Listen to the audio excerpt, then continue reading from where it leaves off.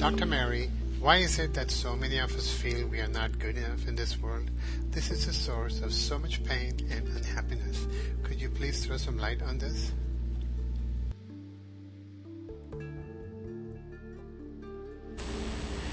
Yeah, that's such a great question.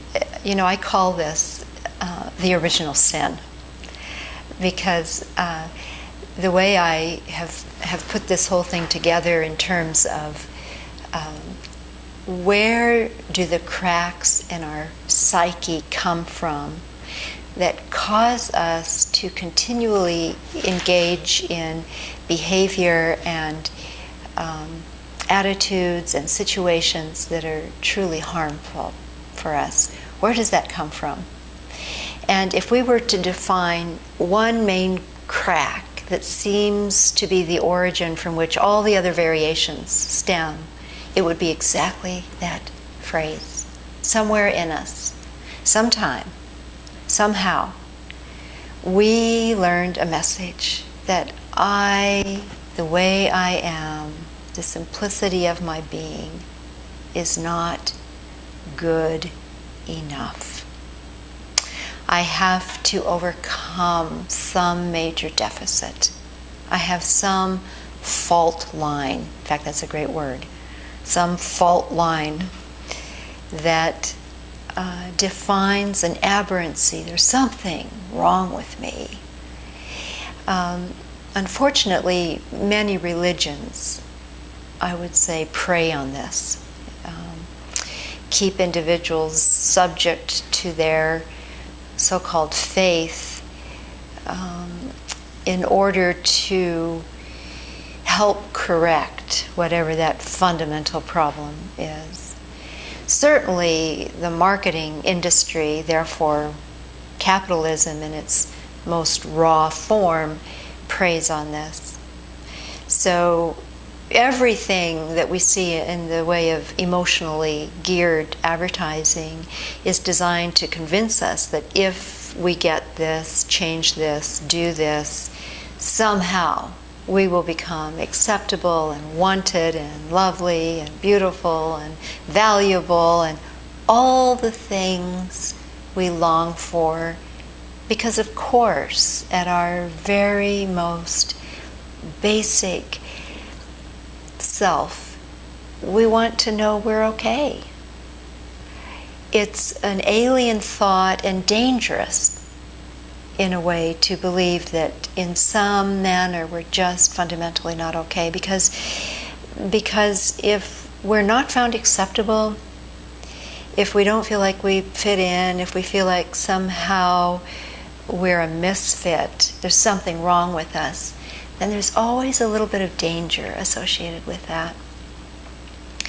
Most people are familiar with the studies that are quite old now, done on monkeys, in which they were kept in a cage and had the opportunity to cling to these terry cloth figures for soothing, and separate from that were wire structures with milk bottles from which they could get nutritive sustenance, milk.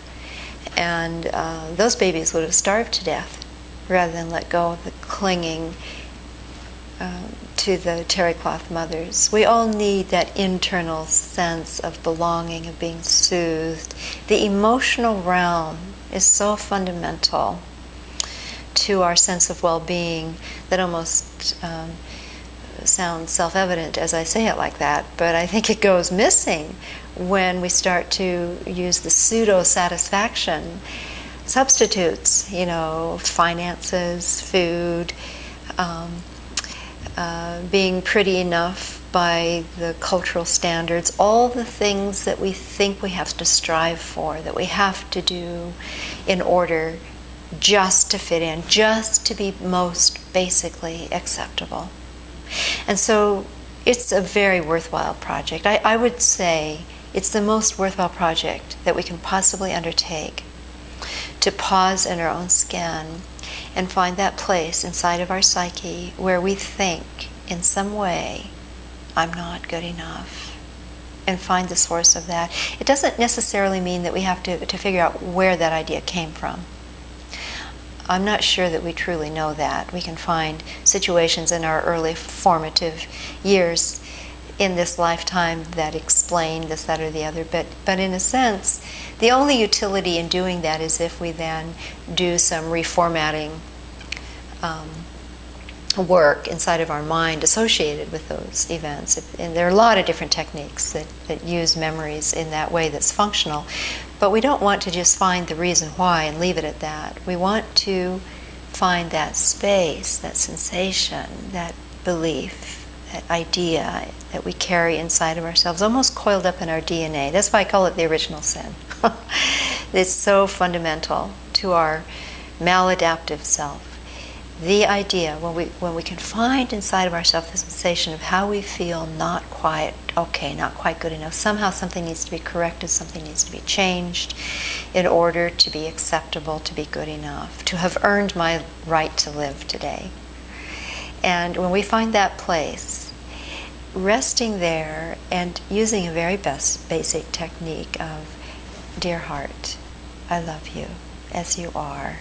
Practice that. Just really practice that soothing of right where you are as you are, and become very curious about what that precious, unique, original self is, what the desires are. I really think that impregnated in our heart, our emotional heart, is the most basic impulse of what we're meant to be and what our most full, complete self can be. But we can't really begin to tap into and surrender into and open into that self until we get through this block, over this hurdle of this basic belief of somehow I'm not good enough just as I am. When we encounter moving through that grunge and enter the field of belief, of deep acceptance of whatever our fundamental nature is, and don't question that and become curious, oh my, the whole world opens up to us then in a completely different way. It's the most worthwhile thing I can imagine doing.